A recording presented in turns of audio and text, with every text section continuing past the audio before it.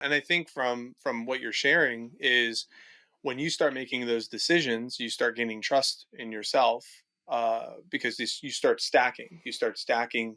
Okay, I'm going to buy these shoes, but now, and not instead of the shoes, where in addition to shoes, I'm also going to spend the same amount of money on some personal growth. I'm going to read a book instead of watching TV. I'm going to go to the gym instead of smoking the cigarettes. I'm going to train water for the the instead of the alcohol, drink the water, and like you start, I'm assuming, start making different decisions, and those little decisions create trust, I'm assuming. um, and when you establish that trust with yourself, that's like, I can count on me, that I'm actually going to make good decisions. I don't want to assume this, but can you speak to like the stacking of some of those new decisions that you've made, Yeah. by investing in yourself? Yeah, look, I'm really glad that you asked that question because that's the right question, Mike.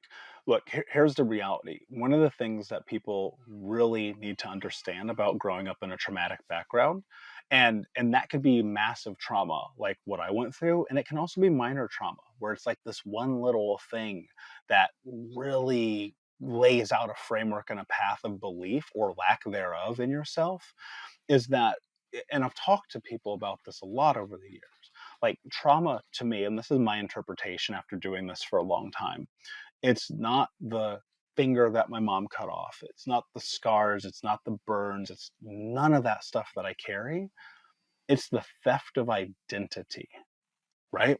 And so what happens is when you go through traumatic household or traumatic childhood, you learn to not be you, because being you is safe.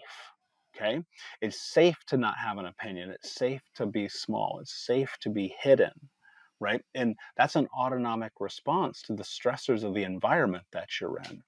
Well, think about this, Mike. And this is what's crazy, dude. That serves you for a period of time. To be a chameleon, to be hidden, to be ostracized from reality, that keeps you safe. It keeps you protected, right? But what do you do when you're 20, 27, 35, 52, 66 years old, right? You don't know how to be you. You don't know how to say yes. You don't know how to say no. You don't know your wants, your needs, your interests, your boundaries, your values, your morals, your integrity, right? Because you've never been allotted the space to be who you are. And so when I started stacking those decisions that built confidence over time, what happened was at the beginning, I felt like an imposter. And this is where people quit. They go, man, I don't feel like it's really me. And so I am uncomfortable. I'm going to stop doing this and I'm going to go back to the person I used to be. Because the person you used to be is safe, it's known. You've been that person before. And so when I was going through this, I tell people all the time 26 to 30 were the hardest 4 years of my life, man, without question. Because it was like one step forward and a freaking million steps backwards, dude.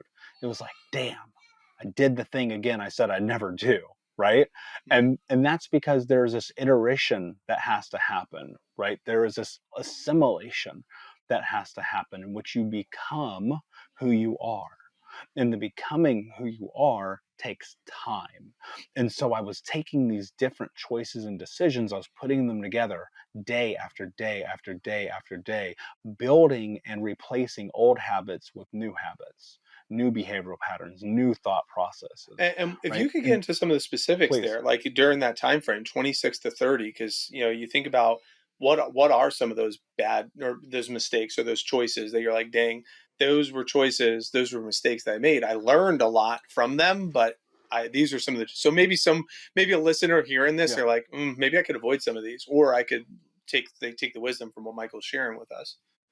Yeah, no, that's a great question. I think it's about the way I'll summarize it simply.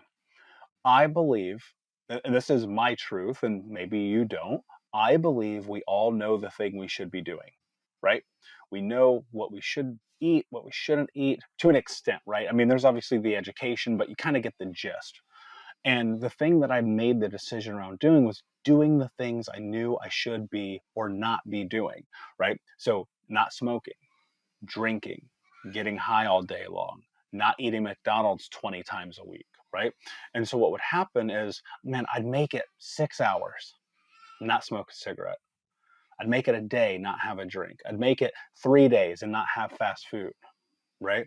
And then I'd revert to the old behavior because I was triggered, because something happened, because I didn't have the ability to be in my parasympathetic nervous system. And because I was hyper aroused and in this fight or flight state, I always went to the things that soothed me. So as I got more educated, as I understood really the biological experience that we're having as human beings, I was able in those moments, and which it was easy to satiate with something that hurt, to remind myself. Like, and sometimes, Mike, it'd be in the moment, dude. I get mad at myself. I would go buy a pack of here, real life example, man. I'd go buy a damn pack of cigarettes. I'd smoke half of one and I'd throw the whole pack away, right? And that's $8 a pop or whatever they used to cost back then. And then Mm. I'd make it a day and I would do it again. And then I'd make it 2 days and I'd do it again. But then what happened is that 2 days turned into 4, into 8, into 16, into 32, right? And then turned into decade later. Mm. And that applied to a lot of the things in life, like going to the gym and losing all the weight. I was 350 pounds. Like, you don't get there by accident. And for me, and I'll speak for myself, that ain't my DNA, right? People will be like, oh yeah, I'm big boned. Like, no, you're not. We all have pretty much the same bone structure. Mm. And so for me, the thing that happened was I realized every time that I put poison into my body, I'm hurting myself in the way that they used to hurt me, but in a different parameter, a different aspect, right? I was creating suffering in myself. Because here's the truth, man. I realized I'd been gluten intolerant since I was a kid. Like, every time I ate pizza, I felt sick, right? And at now almost 13 years ago was the last time I had wheat, right? Had any gluten, because and this was before like you could have like almond flour and all that stuff. I was Mhm. just like not eating bread and it was miserable. But I realized, like, Mhm. man, every time, even though this makes me sick, I'm doing it. Even though this crippling pain comes, I'm doing it, right? And for some people, that's the beer or the milkshake or the Snickers bar at 2 in the afternoon, like whatever it is. And then I realized, like, wait a second, it's okay to love yourself by not giving yourself things that hurt you. And that's really the summary of all this, Mike. It was like, Mm. can I give myself something that doesn't take away? And that's a hard thing to come to pass if you've never been given the space to know that it's okay to love yourself. Mm. And what's profound about what you're saying is that you're saying yes to loving yourself. You're not saying no to the cigarettes. You're saying yes to loving myself. You're not saying no to the alcohol. So you're saying yes to the things that are going to nourish me. And I think that's what oftentimes happens with people is that if they're quitting something, they're stopping something versus framing it in a way of I'm starting something new. I'm replacing it with something else. And I really love the way you just said that is I'm saying Mm. yes to the things that fuel me up, saying yes to loving myself.